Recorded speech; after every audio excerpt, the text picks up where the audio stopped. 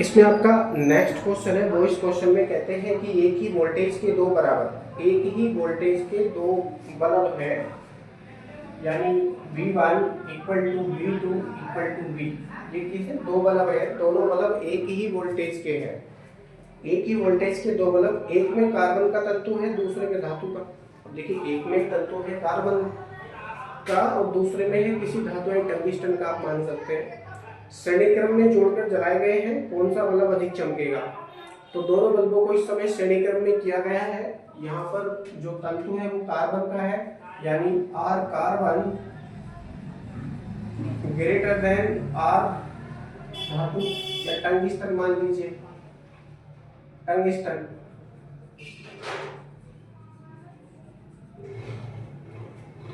ठीक है, वो पूछते हैं कौन सा बल्ब अधिक चमकेगा, दोनों को श्रेणी क्रम में जोड़ दिया जाता है। तो अब देखो श्रेणी क्रम में जोड़ देंगे तो एक ही तार से जुड़ेंगे, एक ही तार से जुड़े होने के कारण दोनों बल्बों में समान धारा प्रवाहित होगी, समान धारा प्रवाहित होगी। अब सूत्र हो जाएगा हमारा P equal to I square R, I square R. अब आई तो बराबर है सभी के लिए, इसको छोड़ेंगे तो P प्रोपोर्शनल आर हो जाएगा, यानी जिसका प्रतिरोध अधिक होगा वो बल्ब अधिक चमकेगा, जिसका प्रतिरोध कम होगा वो बल्ब कम चमकेगा, यानी कम प्रकाश और कम तापमान उत्पन्न करेगा। तो इसका सीधा सा मतलब क्या हो गया, आर जो कार्बन है, कार्बन का जो प्रतिरोध होता है सबसे अधिक होता है टंगिस्टन जो धातु होती है उसके मुकाबले, यानी सभी के मुकाबले कार्बन का प्रतिरोध अधिक होता है। और कितना अधिक हो सकता है इसका अंदाजा आप लगा सकते हैं, जो वाहन में प्रयोग होने वाली बैटरी के टर्मिनल होते हैं प्लस माइनस, उनमें जब कार्बन आ जाता है तो कार्बन आ जाने से विद्युत धारा नहीं चल सकती है, यानी जो वाहन है आपका वो स्टार्ट नहीं हो सकता है। और कोई बैटरी आप जला रहे हैं, कोई हॉर्न आप बजा रहे हैं तो हॉर्न भी आपका नहीं चलता है जब कार्बन आ जाता है, तो प्लस और माइनस के टर्मिनल पर। ठीक है, तो जैसे ही आप ये प्लस माइनस के टर्मिनल पे आया हुआ कार्बन हटाते हैं तो वैद्युत धारा का मार्ग सुगम हो जाता है, आसानी से वैद्युत धारा जा सकती है और आपका वाहन सही से काम करने लगता है, इग्निशन आपका सही से काम करने लगता है। ठीक उसी प्रकार से यहाँ पर जो कार्बन का तंतु है उसका प्रतिरोध धातु के मुकाबले अधिक है, उसका प्रतिरोध धातु के मुकाबले अधिक है, इसलिए जो कार्बन का प्रतिरोध है वो अधिक चमकेगा, कार्बन का प्रतिरोध अधिक चमकेगा। तो मैं लिख सकता हूं P carbon greater then P tungsten, P tungsten. ठीक है,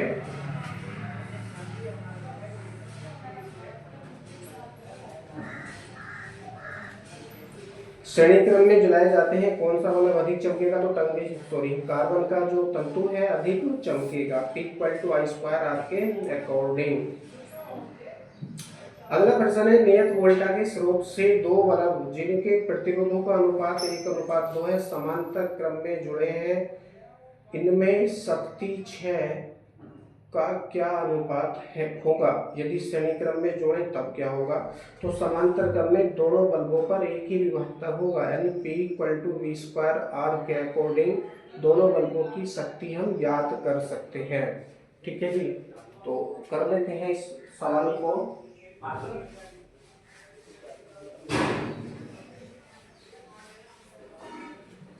दो बल्ब लिए हैं, दोनों बल्बों के प्रतिरोधों का अनुपात दे रखा है इन्होंने 1:2 है। मान लीजिए पहले बल्ब का प्रतिरोध R1, दूसरे बल्ब का प्रतिरोध R2, तो R1 अनुपात R2 इक्वल टू दे रखा है इन्होंने 1:2, या करके आप इसको लिख सकते हैं R1/R2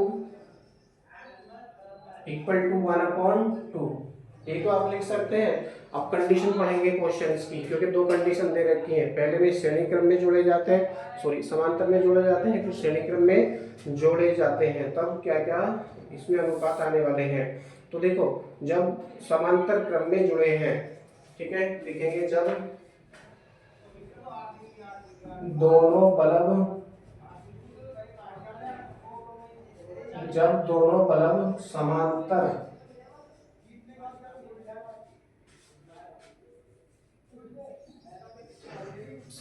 क्रम में जुड़े हैं तब उन पर समान विभवांतर उत्पन्न होगा।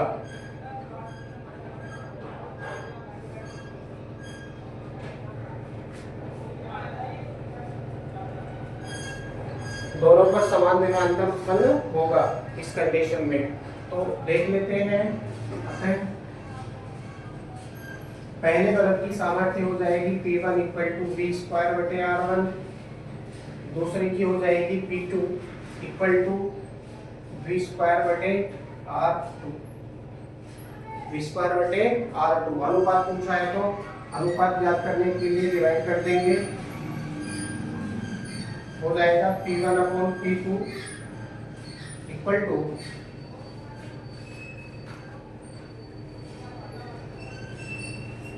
V स्क्वायर बटे R1 गुणा R2 पहुंचेगा ऊपर बटे V स्क्वायर, V से V कटेगा, बचा R2 बटे R1। मान रखेंगे इनका P1 upon P2 equal to R2 बटे R1। हमारे पास है मान R1 अपॉन R2 का, पलट लेंगे तो R2 अपॉन R1 हो जाएगा 2 बटे 8 यानी 2 अपॉन 1। इसलिए करके आप लिख सकते हैं नई लाइन से P1 अनुपात P2 इक्वल टू 2:1, 2:1, यानी दोनों की क्षमताओं का अनुपात आ जाता है 2:1 जब दोनों बल्ब समांतर क्रम में जुड़े हैं तब। इसी में वो पूछते हैं कि यदि दोनों बल्बों को श्रेणी क्रम में जोड़ दिया जाए तब। अब देखिए दोनों बल्बों को, जब दोनों बल्ब कौन से क्रम में है, सेकंड खंड में करने वाला हूं। दोनों बल्ब इस समय श्रेणी क्रम में है। अब श्रेणी क्रम में है तो उनके सिरों पर विभवांतर समान नहीं होगा, उनमें समान धारा प्रवाहित होगी। विभवांतर अलग अलग हो जाएगा, उनमें समान धारा प्रवाहित होगी।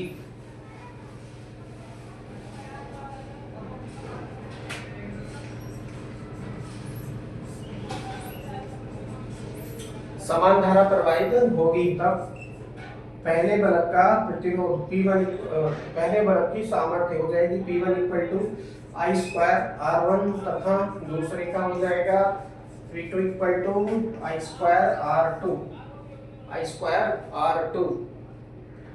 अनुपात पूछा है हमसे तो अनुपात ज्ञात कर लेंगे, डैश लगाएंगे, लिखेंगे P1 upon P2 equal to I square R1 बटे I स्क्वायर R2। तो I से I को आप डिवाइड कर सकते हैं, बचेगा आपके पास में R1 अपॉन R2 और R1 अपॉन R2 की वैल्यू कितनी है आपके पास में है 1/2। इसीलिए क्या हो जाएगा P1 ratio P2 equal to 1:2।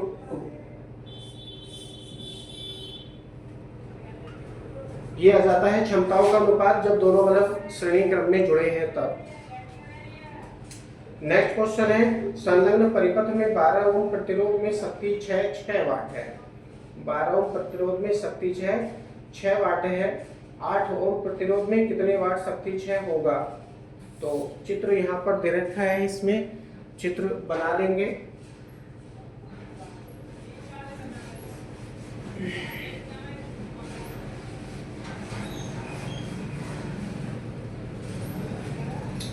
दो प्रतिरोध है ऊपर नीचे जुड़े हैं। मान लो ये पहला प्रतिरोध हो गया और ये दूसरा प्रतिरोध हो गया। दोनों समांतर क्रम में जुड़े हैं, यानी अलग अलग तारों से जुड़े हैं और इनका सीधा संबंध किया गया है एक बैटरी से। एक बैटरी से इनका सीधा संबंध किया जाता है कुछ इस तरह से। ठीक है, ऊपर वाला बल्ब है, सॉरी प्रतिरोध है आपका 12 ओम का, नीचे वाला है 8 ओम का। ये है 12 ओम, ये है 8 ओम। ठीक है, ऊपर वाले में जो शक्ति 6 है, ऊपर वाले बल्ब में शक्ति 6 वाट है। कितनी? 6 वाट। 6 वाट शक्ति 6 है। पूछते हैं नीचे वाले बल्ब में शक्ति 6 यानी 8 ओम का जो उसमें प्रतिरोध है उसमें कितने वाट का शक्ति 6 होगा। इसको बैटरी से भी जोड़ा गया है, बैटरी का कुछ भी वैल्यू नहीं दी है, के वोल्ट की बैटरी है जुड़ रही है। तो सबसे पहले हमारे पास वोल्टेज का होना बहुत जरूरी है। वोल्टेज कैसे याद करेंगे? ऊपर वाले प्रतिरोध से। ऊपर वाले प्रतिरोध से क्यों याद करेंगे? क्योंकि भैया 12 ओम का प्रतिरोध और 8 ओम का प्रतिरोध समांतर क्रम में जुड़ रहे हैं। समांतर क्रम में जुड़े होने के कारण दोनों के सिरों पर समान विभवांतर उत्पन्न होगा। समान विभवांतर उत्पन्न होगा। तो जितना वोल्टेज 12 ओम पर है उतना ही वोल्टेज 8 ओम पर भी होगा, ठीक है, क्योंकि समांतर क्रम में जुड़े हैं। अब 12 ओम में शक्ति छह दे रखा है 6 वाट का, इन दोनों की सहायता से वोल्टेज ज्ञात कर लेंगे, ठीक है। लिखेंगे 12 ओम के सिरों पर विभवांतर,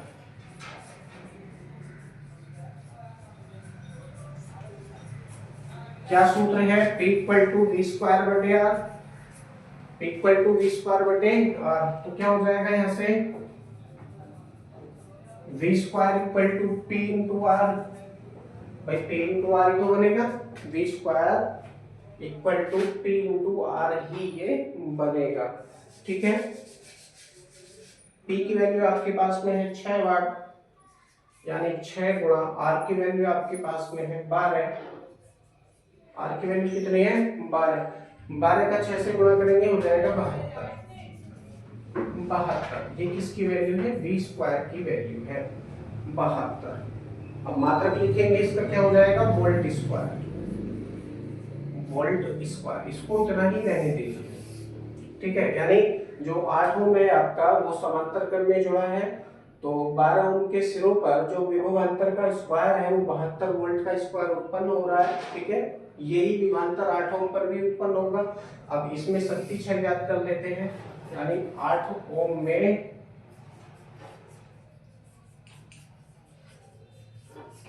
शक्ति छह, मैं इसको क्या लिखता हूं P8 करके लिखता हूं, सूत्र है वी स्क्वायर बटे आर, वी स्क्वायर बटे आर, वी स्क्वायर बटे आर। तो वी स्क्वायर की वैल्यू कितनी है 72, कितनी है 72 बटे आर की वैल्यू कितनी है हमारे पास में है 8, कितनी 8, 8 ना 72, 9 आगे कट जाएगा, यानी P8 इक्वल टू कितना आ जाएगा 9 वाट हो जाएगा, ये आपका आंसर।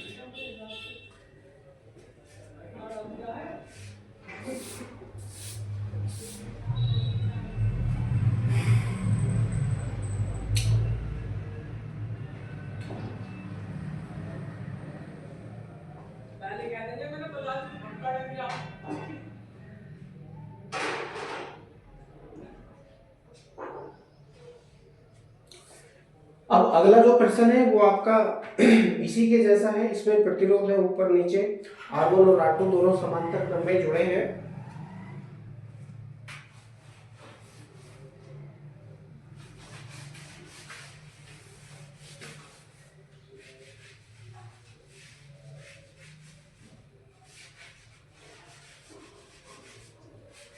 इसी में समझ लेते हैं,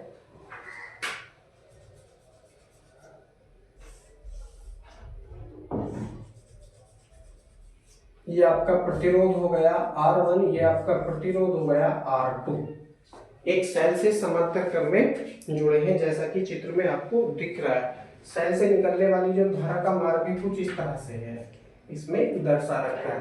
और प्रश्न में ये भी दे रखा है हमको कि दिए गए परिपथ में प्रतिरोध R1 प्रतिरोध R2 से अधिक है, प्रतिरोध R1 प्रतिरोध R2 से अधिक है, यानी R1 ग्रेटर देन R2 ये दे रखा है हमको, R1 का प्रतिरोध R2 से अधिक है।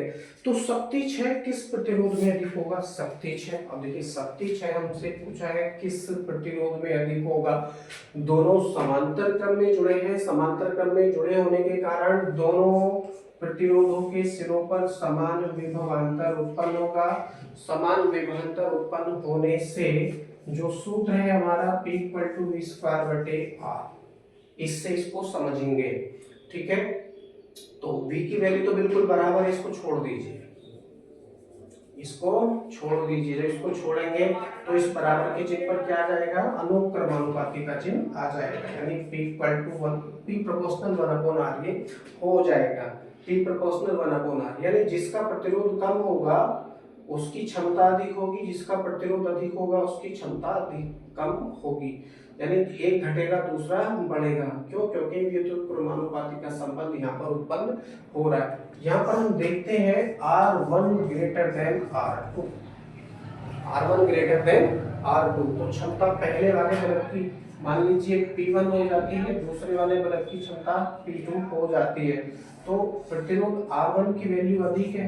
जब R1 की वैल्यू अधिक है तो उसके अनुसार P प्रोपोर्शनल 1/R के अनुसार उसमें उत्पन्न होने वाली क्षमता कम होगी। यानी जो दूसरा वाला प्रतिरोध है आपका, दूसरा वाला बल्ब है, उसकी क्षमता P1 से अधिक होगी।